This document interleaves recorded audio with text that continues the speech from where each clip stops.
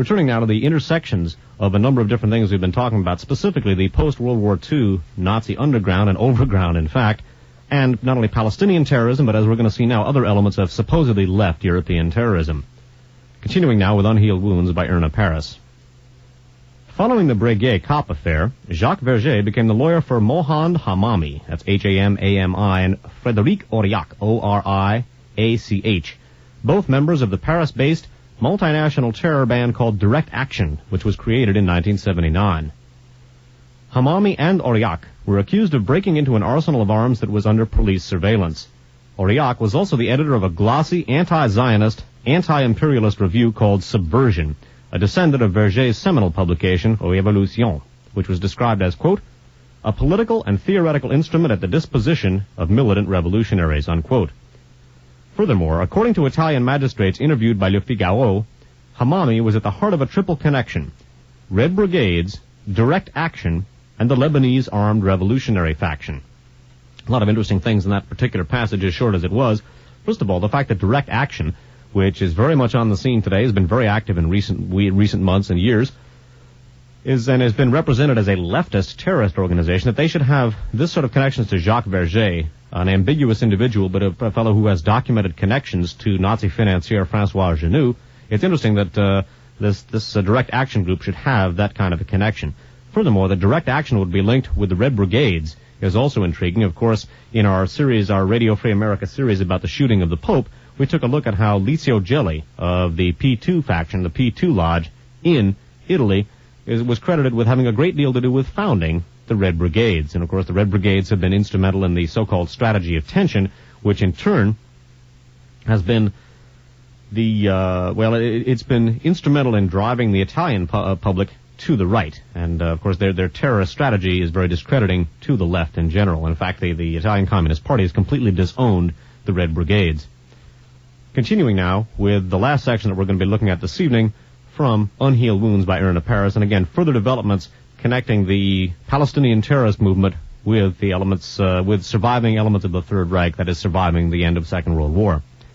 By 1985, the alliance of the old-style fascist right and the new-style revolutionary left had become more visible. The seeds of Nasser's Cairo in the 1950s and the 1969 meeting of the new European order in Madrid bearing fruit.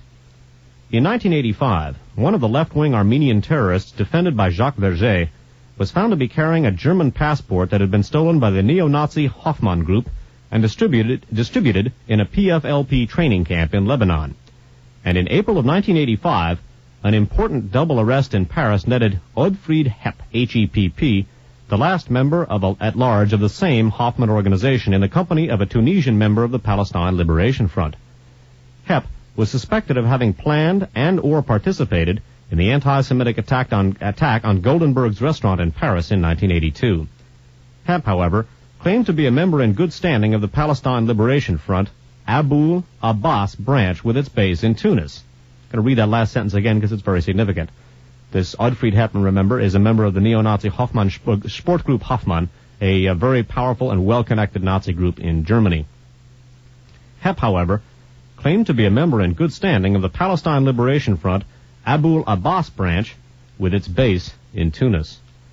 According to Arndt Heinz Marx, associate president until his arrest in 1984 of the neo-Nazi National Socialist Front in Frankfurt, both Hepp and Marx trained at an El Fatah camp in Lebanon from July of 1980 until June of 1981 with a group of 15 German neo-Nazis. Quote, I was a member of El Fatah, a Fedayeen, said Marx. El Fatah and the PLO are fighting for the rights of their people as we are fighting for the German people.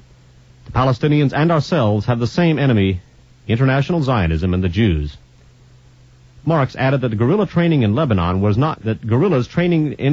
were not intended to attack Israel directly, but were preparing, quote, for combat in Europe, unquote.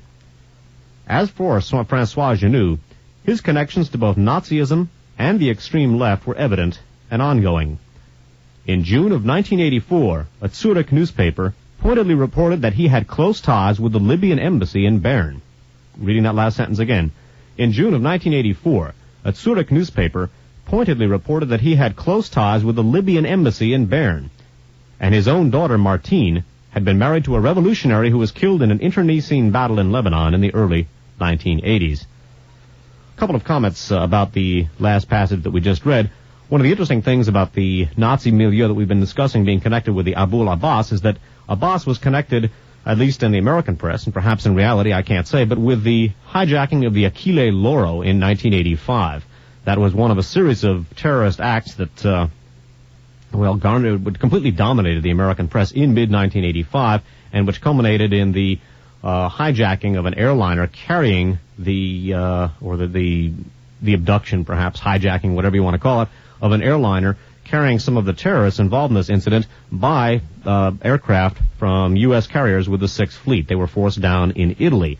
So it's interesting to have these Nazi connections with the Abu al-Abbas branch, the group credited with the Achille Lauro hijacking. It's also interesting that in June of '84, a Zurich newspaper should report that Francois Genoux, the Nazi financier who's been front and center in this section we've been looking at, should have close ties with the Libyan embassy in Bern. That is an interesting connection, obviously, falls directly in line with the historical thread that we've been tracing here. Now, before we go back and review the section from Unhealed Wounds that we've been looking at, by the way, after this there'll be some more information in the prepared portion of the broadcast, it should be worth commenting that although this intersection that we're seeing here of the Nazi underground and overground, I guess we could say, post-World War II, with the Palestinian movement, which is generally thought of as being left-wing, is sort of a marriage, or as the Germans like to say, an Interessengemeinschaft, or community of interests.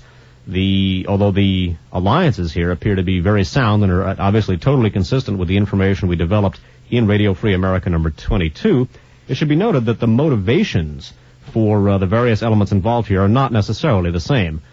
The Nazis, of course, would appear to be motivated by probably two main themes in terms of their actions vis-a-vis the Palestinians. First of all, obviously anti-Semitism, but beyond that, the Nazis obviously are interested in establishing fascism and totalitarian governments of a right-wing nature.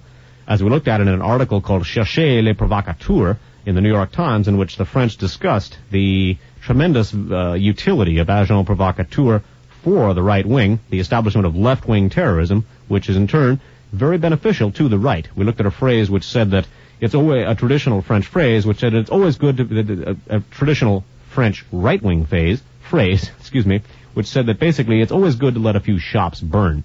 In other words, allowing some left-wing terrorism is extremely beneficial for the right. We've spoken about the theme of provocation many, many times in the context of our broadcasts. Provocation, of course, is the setting up of a terrorist incident to be blamed on one's opposition and perhaps involving gullible elements of one's opposition in order to destroy that very opposition.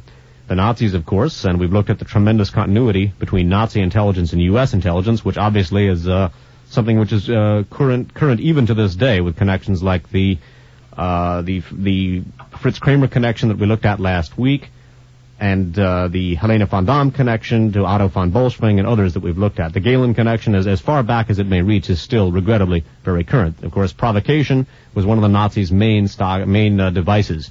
The Reichstag fire was what Hitler used to defame the communists and seize dictatorial powers. The Gleiwitz provocation was what Hitler used to invade Poland. And when Hitler wanted to generate popular sentiment for a war in the West, the Gestapo set off a fake bomb, well, actually it was a real bomb, supposedly an attempt on Hitler's life. That in turn was blamed on British and French intelligence and served as a very useful device for whipping up war sentiment against the Western nations, whereas previously many Germans had been reluctant to support the idea of a wider war in the West. Now, the Palestinian terrorists operating both in Europe and in the Middle East have generally, in the West, driven popular sentiment to the right. The Palestinians themselves could perhaps be said to be motivated by two themes. Obviously, they are anti-Zionist anti-Semitic. One could choose what sort of phrase one wants, but the distinctions have become somewhat blurred, regrettably.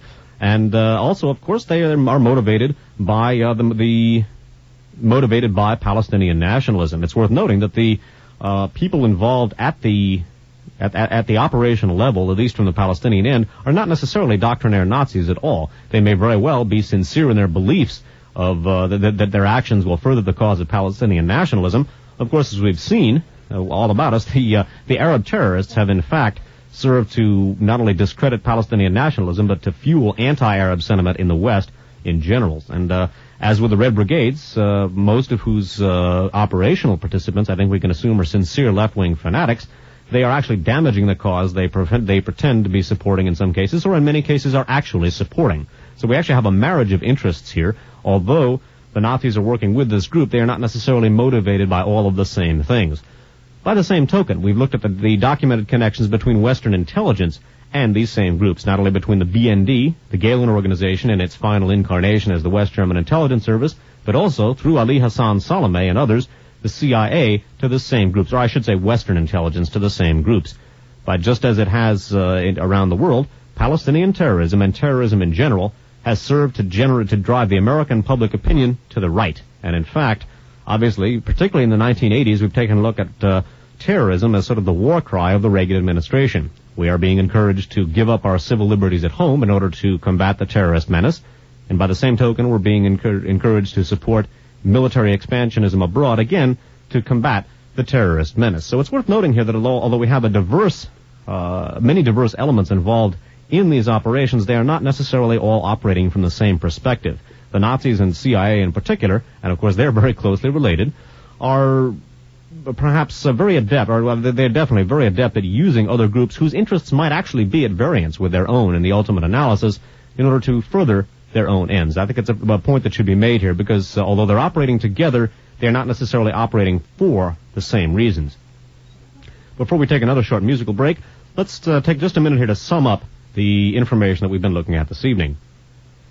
We began by taking a look at François Genoux, the Nazi financier who was not only financing Jacques Verges' defense of Klaus Barbie in France, but who also was a very close affiliate of the Third Reich before, during, and after World War II. Before World War II, he struck up an acquaintance with Haj Amin al-Husseini, the Grand Mufti of Jerusalem and SS officer. He worked for the Germans during the war. After World War II, he not only became the heir to many of the Nazi political tracts, including Hitler's Political Testament, in which he encouraged the Third World to carry on Hitler's struggle against the Jews, but also he became the controller of the post-World War II Nazi treasury, which is also interesting. He also, that is Genoux, was affiliated with the Egyptian intelligence service during the 50s. That intelligence service sprang full-grown from a group of Nazi war criminals operating on behalf of CIA through the Gehlen organization. And it was during this stay also that he became reaffiliated with Haj Amin al-Husseini. We took a look at Haj Amin al-Husseini at the Bandung Conference in Indonesia, which first formed the concept of the Third World. Haj Amin al-Husseini was a key participant. We also took a look at, in 1969, how the post-World War II Nazi movement, or neo-Nazi movement, however you want to put it, became very much involved with supporting the Palestinian cause. And once again, at a meeting of the new European order, a pan-European fascist movement, we took a look at Haj Amin al-Husseini, once again, I guess you could say, rearing his head on behalf of the cause he had supported for so long. Following that, we took a look at intersecting links between Jacques Verges, François Genoux, Ali Hassan Salameh of Black September, the leader of the Olympics massacre, Carlos the Jackal, and Muammar Gaddafi.